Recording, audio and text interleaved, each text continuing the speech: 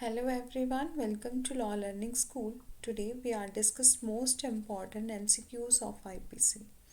सबसे पहले हम ओवरव्यू ले लेते हैं इंडियन पेनल कोड का।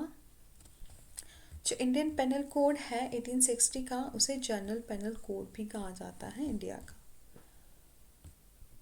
ये जो एक्ट है, एक्ट नंबर 45 है 1860 का, एक्सटेंड करता है whole over India including the Jammu and Kashmir. और ये एक्ट जो है वो इनेक्ट हुआ था 6 अक्टूबर 1860 को एंड कम इनटू फोर्स में आया था 1 जनवरी 1862 को। और जो फादर हैं आईपीसी के वो हैं Lord DB Macaulay. Next first question is the Indian panel Code come into force from option A 6 October 1860 and B is the 1st September 1873 and C is the 1st July 1882 and D is none of the above.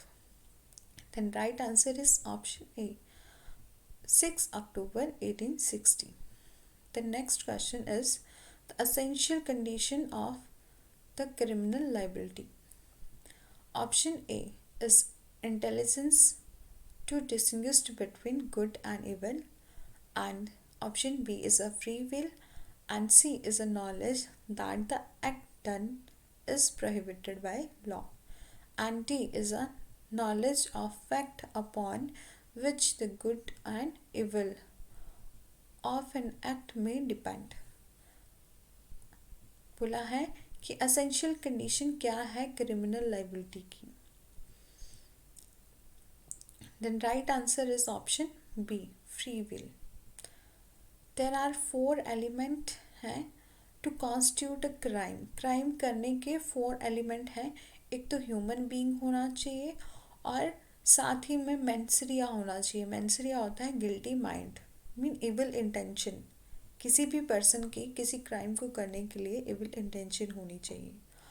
Then next बात करता है कि एक्टसरिया होना चाहिए। किसी के द्वारा कोई एक्ट किया गया होना चाहिए, तभी वो क्राइम होगा ना। और उस एक्ट को करने से किसी दूसरे पर्सन को हार्म पहुंचना चाहिए, इंजरी पहुंचनी चाहिए, तभी वो क्राइम होगा। Next question is the following statement are mark the correct one. Mean कौन सी ऐसी स्टेटमेंट है जो सही है इन तीनों स्टेटमेंट्स में। द स्टेटमेंट 1 देख लेते हैं। Tort and crime are neither totally different and not totally similar. जो टॉर्ट है और क्राइम है वो ना तो टोटली सिमिलर है और ना totally different. Murder is fully an offence. एक मर्डर जो है वो फुली ऑफेंस है। एंड ट्रेसपास विदाउट इंटेंशन जो होगा वो ओनली टोर्ट होगा, वो क्राइम नहीं होगा। Then option A, the statement 1 and 2 are true. Option B, the statement 2 and 3 are true, and option C is all statements are true, and option D is all statements are false. Then right answer is option C, all statements are true. Mean ये तीनों ही statement जो है वो true हैं, क्योंकि tort और crime जो है ना तो वो टोटली डिफरेंट होते हैं ना तो टोटली सिमिलर होते हैं। मर्डर जो है वो हमेशा ही फुली ऑफेंस होता है, फुली एक ऑफेंस होता है। एंड ट्रेसपास जब विदाउट इंटेंशन किया जाए तो वो टॉर्ट होता है, और जब विद इंटेंशन किया जाएगा तब वो क्राइम होगा।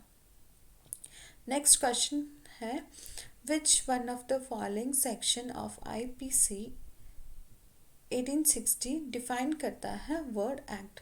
मीन जो आईपीसी का कौन सा सेक्शन है जो एक्ट को डिफाइन करता है। Then option A is section 32, option B is section 33, and option C section 23, and option D is section 24। Then right answer is option B, section 33।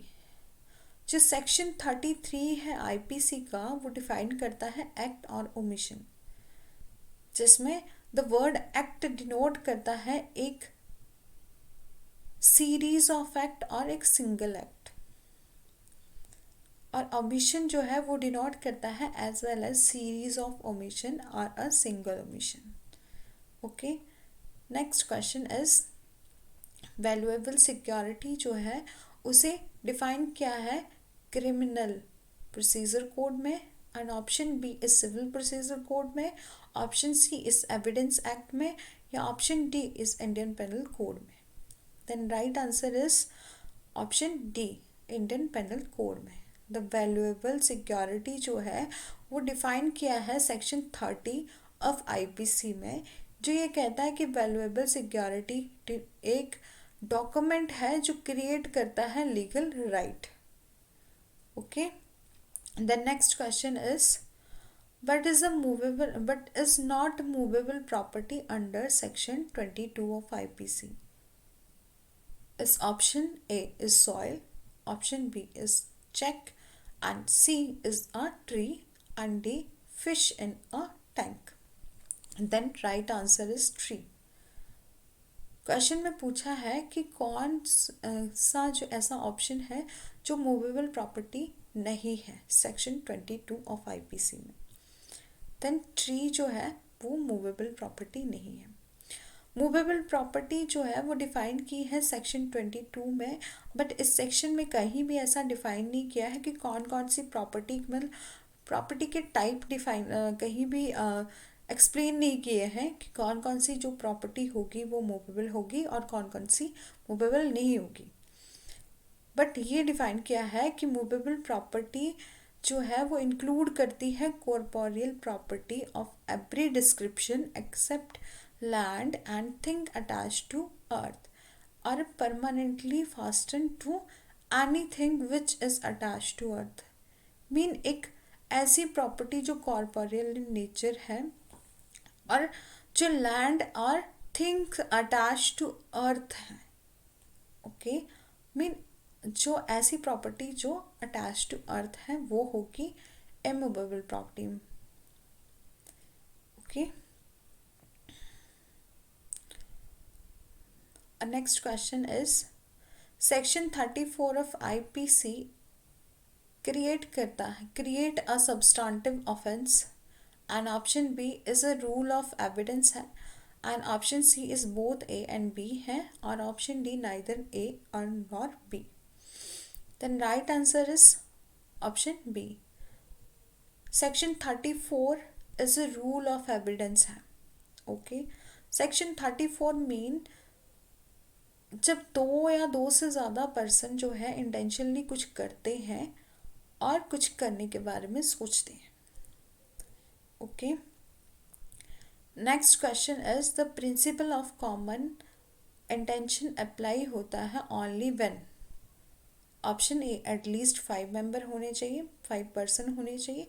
Option B is at least 2 person involve होने चाहिए. Option C is at least 1 person involve होने चाहिए, and option D none of the above होने चाहिए. Then right answer is option B, at least 2 person involve होने चाहिए किसी common intention में. ओके, जब दोनों पर्सन की इंटेंशन जो है वो सेम होगी तब बोला जाता है कॉमन इंटेंशन.